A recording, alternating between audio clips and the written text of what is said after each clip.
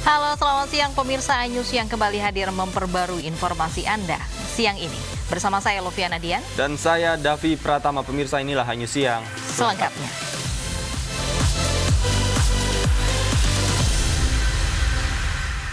Pemirsa, meski ikut terjaring OTT KPK di Bandara Soekarno-Hatta, istri Menteri Kelautan dan Perikanan Edi Prabowo, Iis Rosita, tak ditahan KPK. Usai jalani pemeriksaan, Iis dilepaskan KPK dan diizinkan pulang. Usai menjalani pemeriksaan penyidik KPK setelah terjaring OTT di Bandara Soekarno-Hatta Kamis pagi, istri Menteri Kelautan dan Perikanan Edi Prabowo, Iis Rosita, meninggalkan gedung Merah Putih KPK. Ia langsung masuk ke mobil dan meninggalkan gedung KPK tanpa memberikan komentar pada para jurnalis yang menunggu.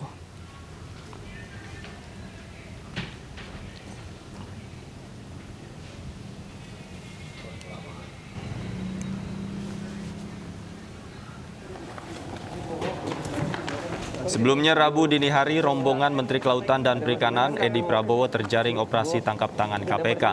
Edi, istri dan rombongan ditangkap sesaat setelah mendarat di Bandara Soekarno-Hatta selepas lawatan ke Amerika Serikat. Rombongan selanjutnya dibawa ke Gedung Merah Putih KPK untuk menjalani pemeriksaan terkait dugaan suap izin ekspor benih lobster. Ada 6 pengimpor aja, Bu. Bu, bener Bu. Bapak hanya langganan 6 importer aja, Pak. Bu,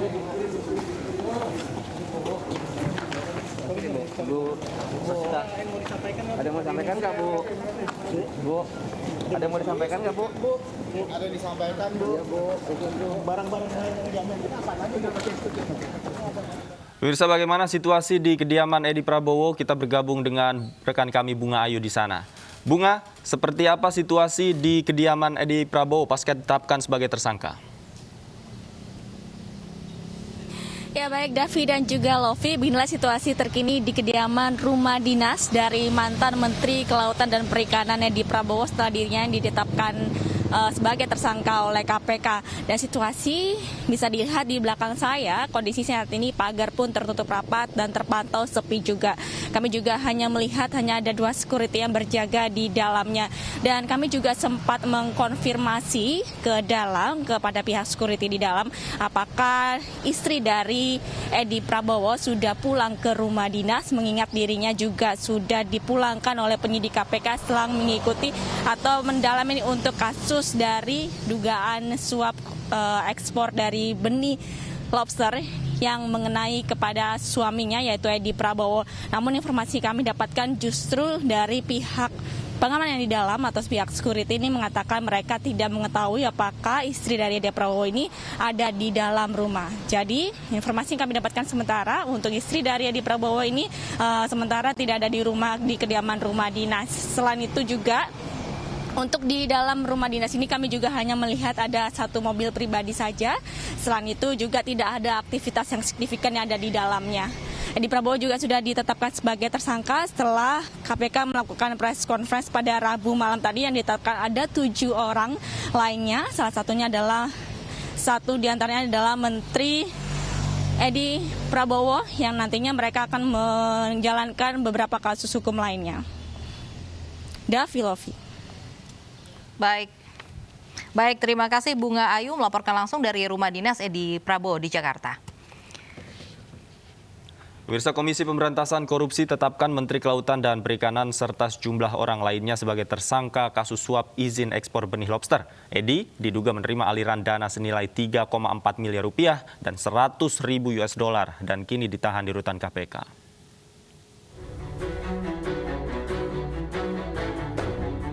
Setelah terjaring OTT di Bandara Soekarno-Hatta Rabu dini hari dan menjalani pemeriksaan di Gedung Merah Putih KPK, Rabu jelang tengah malam Edi Prabowo ditetapkan sebagai tersangka kasus suap izin ekspor benih lobster. Selanjutnya Edi ditahan di rutan Gedung Merah Putih KPK. Edi sempat meminta maaf pada publik dan keluarga serta menyatakan mundur dari jabatannya sebagai Menteri Kelautan dan Perikanan.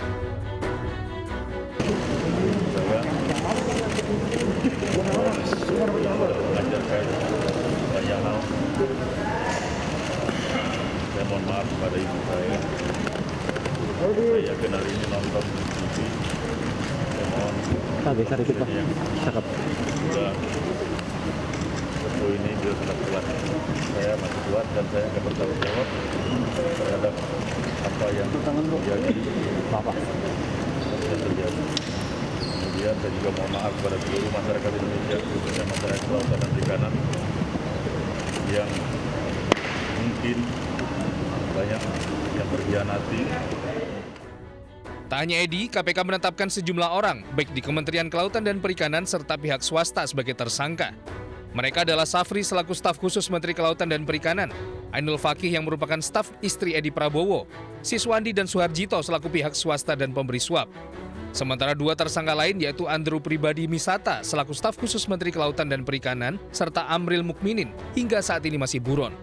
Sementara KPK menjelaskan Edi diduga menerima aliran dana suap terkait izin ekspor benih lobster senilai miliaran rupiah. Uang itu kemudian digunakan Edi dan rombongan untuk berbelanja saat lawatan di Amerika Serikat. Juga terdapat transfer dari rekening ABT ke rekening salah satu bank atas nama AF sebesar 3,4 miliar yang diperuntukkan bagi keperluan EP, IRW, SAF, dan APM. Antara lain dipergunakan untuk belanja barang mewah oleh EP dan IRW di Honolulu, Amerika Serikat di tanggal 21 sampai dengan 23 November 2020. Sejumlah sekitar 750 juta diantaranya berupa jam tangan Rolex, tas Tumi, dan Ilvi baju Old Navy. Terkait kasus ini, KPK mengamankan sejumlah barang bukti, diantaranya tas tangan dan koper mewah Louis Vuitton, tas Hermes, jam tangan mewah merek Rolex dan Jacob & Co., serta ATM BNI atas nama salah satu tersangka Ainul Fakih. Sementara untuk dua tersangka yang hingga saat ini masih buron, KPK mengimbau agar segera menyerahkan diri ke KPK untuk mempertanggungjawabkan perbuatan mereka. Tim Liputan 9 News melaporkan. KPK telah mengendus adanya praktik penyimpangan dan suap terkait izin ekspor lobster sejak Mei 2020 lalu.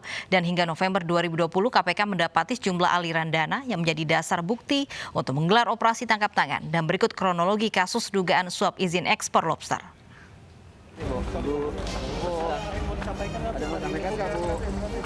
Bu, ada yang mau disampaikan? Komisi Pemberantasan Korupsi menguak praktik kotor suap izin ekspor lobster yang menyeret Menteri Kelautan dan Perikanan Edi Prabowo dan sejumlah tersangka lainnya.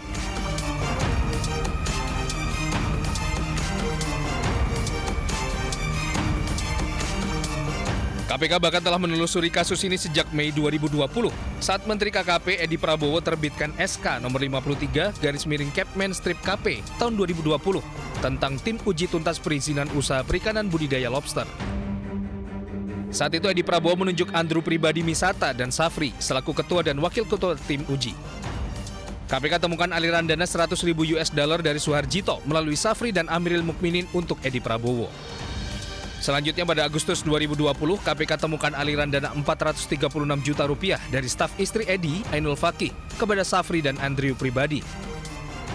Pada Oktober 2020, Direktur PT Dua Putra Perkasa, Suharjito, bertemu dengan Safri di kantor KKP. Saat itu Safri mensyaratkan ekspor hanya melalui PT Aero Citra Cargo dengan biaya Rp1.800 per ekor. Syarat ini sesuai kesepakatan tim uji dengan Amril Mukminin dan Siswadi sebagai perusahaan pengiriman. KPK temukan total transaksi ekspor melalui PT ACK senilai Rp9,8 miliar. Pada 5 November 2020, KPK temukan bukti aliran dana sebesar Rp3,4 miliar ke rekening staf istri Edi Prabowo, Ainul Fakih. Selanjutnya pada 21 hingga 23 Oktober, KPK mendapat laporan transaksi keuangan yang melibatkan Edi Prabowo senilai Rp750 juta. Diduga dana ini digunakan Edi dan rombongan untuk berbelanja barang mewah saat lawatan di Amerika Serikat. Dan ujungnya 25 November dini hari, Edi Prabowo dan rombongan terjaring OTT KPK di Bandara Soekarno-Hatta, Tangerang, Banten, sesaat setelah mendarat usai lawatan dari Amerika Serikat. Tim Liputan 9 News melaporkan. Ada perkembangan apa dari penangkapan Edi Prabowo? Kita akan bergabung dengan Ririn Oktaviani di Gedung KPK Jakarta. Ririn, ada perkembangan terbaru apa pasca penetapan tersangka Edi Prabowo? Lofi dan juga Davi, usai ditetapkan sebagai tersangka dalam perkara perizinan lobster, Menteri Kelautan dan juga Perikanan Edi Prabowo beserta dengan 4 tersangka lainnya yang sudah dilakukan penahanan oleh KPK telah menjalani rapid test. Dari hasil rapid test tersebut diketahui bahwa hasilnya negatif. Selanjutnya para tersangka kemudian menjalani isolasi mandiri selama 14 hari di gedung KPK. Di mana nantinya untuk hari ini belum dilakukan pemeriksaan lebih lanjut karena para tersangka sedang menjalani isolasi mandiri selama 14 hari. Usai menjalani isolasi mandiri, barulah pemeriksaan kemudian akan dilanjutkan kembali. Dalam konferensi pers yang dilakukan pada malam hari kemarin, KPK telah menetapkan 7 orang tersangka. 5 tersangka telah dilakukan penahanan oleh KPK, diantaranya adalah Edi Prabowo, Menteri Kelautan dan juga Perikanan, SAF yang merupakan staf sus Menteri KKP yang juga sebagai wakil pelaksana tim uji tuntas ekspor benih, SWD pengurus PT ACK dan AF staf istri KKP yang diduga sebagai penerima suap, dan juga SJT selaku Dir PT DPP sebagai pemberi. Saat ini sudah dilakukan penahanan oleh KPK. 2 diantaranya yakni adalah APM, staf sus Menteri KKP yang juga sebagai ketua pelaksana tim uji tuntas dari ekspor lobster ini, dan juga AM selaku pihak swasta saat ini masih buron. KPK meminta kedua pihak ini untuk segera menyerahkan diri. Adapun peran dari kedua tersangka yakni adalah APM yang merupakan staf sus dari Menteri KKP yang kemudian ditugaskan oleh Menteri KKP dalam melakukan pengurusan sebagai ketua pelaksana tim uji tuntas dari ekspor lobster ini, memiliki tugas memeriksa kelengkapan dan dokumen yang diajukan oleh calon eksportir benur atau benih lobster ini. Kemudian dalam tugasnya, kemudian PM sempat dilakukan pertemuan di gedung KKP bersama dengan SWD untuk melakukan pembahasan terkait tentang ekspor benih tersebut, dan ada peran Amini Mukminin yang kemudian melakukan persetujuan untuk melakukan atau menjadikan PT ACK sebagai salah satu dari pengiriman dari ekspor lobster ini. Dan hingga saat ini memang kami masih menunggu hasil dari ataupun informasi terkini dari kedua buron yang hingga saat ini belum menyerahkan diri ke gedung KPK. David dan juga Lofi. Baik, kita nantikan terus perkembangan informasinya. Terima kasih Ririn Oktaviani atas laporan Anda langsung dari gedung KPK Jakarta. Pemirsa, usai menangkap Menteri Kelautan dan Perikanan, tim penyidik KPK menggeledah sejumlah lokasi. Penyidik bahkan sempat dihalangi saat akan menggeledah kantor Edi di gedung Kementerian Kelautan dan Perikanan.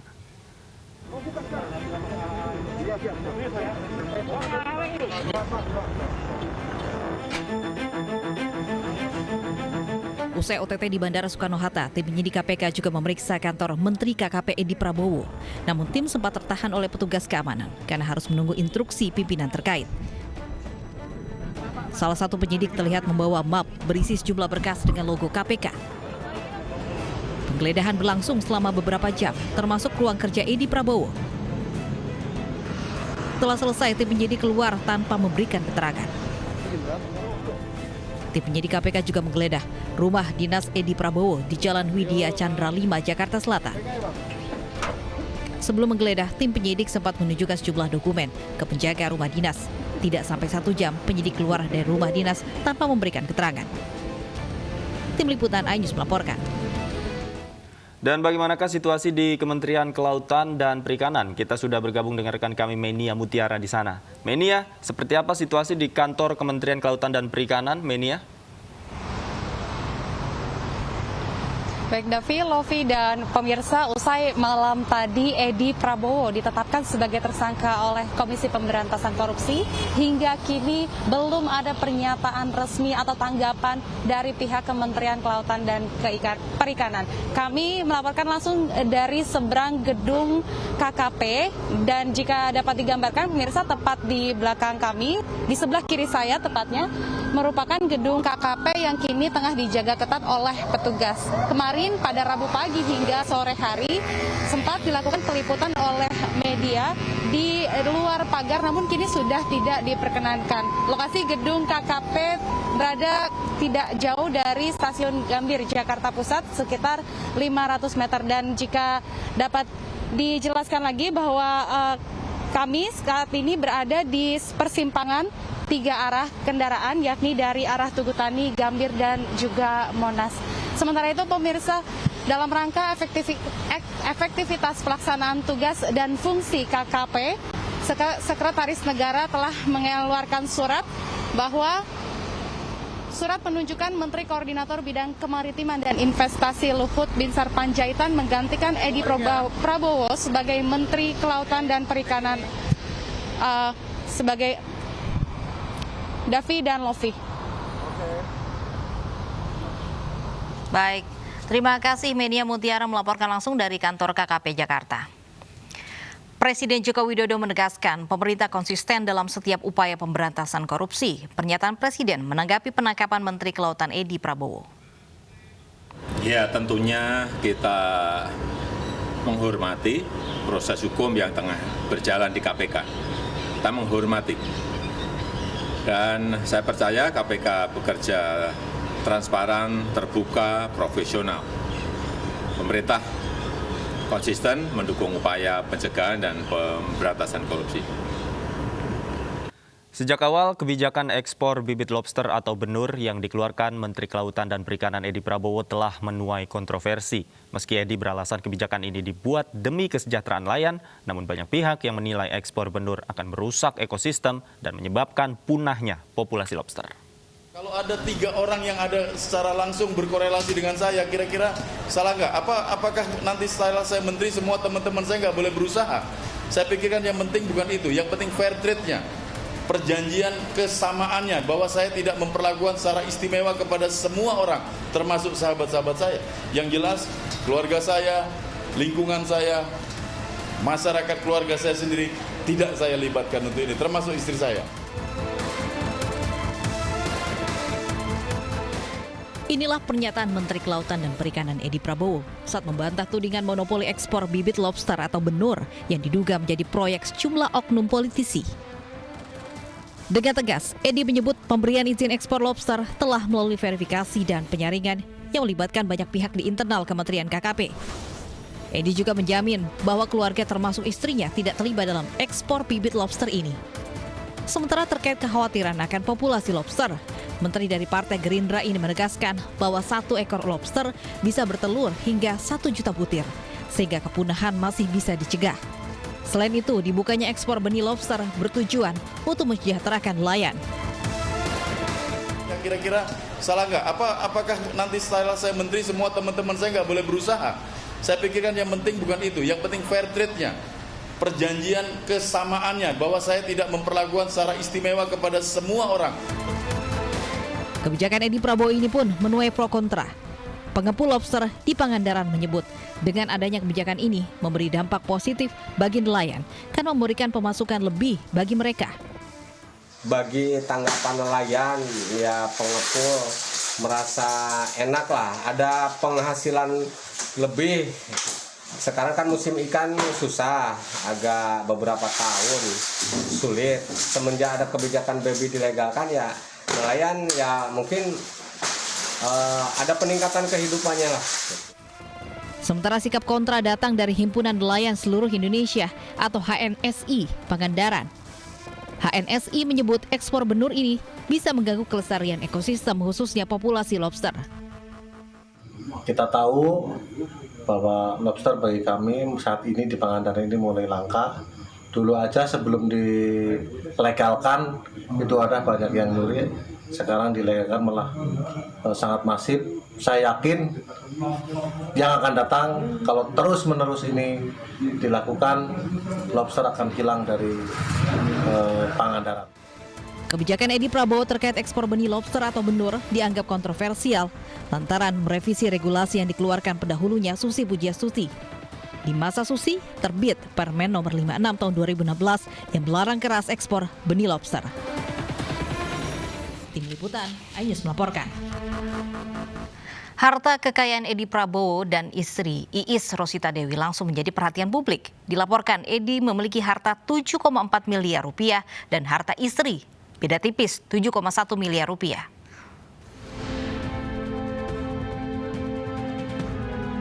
Pasangan suami istri yang menikah 4 September 17 tahun lalu memiliki harta meningkat drastis hingga 5 miliar rupiah sejak 3 bulan terakhir.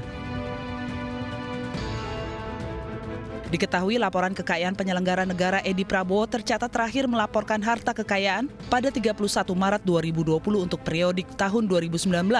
Adapun rincian hartanya itu terdiri dari tanah dan bangunan, alat transportasi, dan kas tarakas.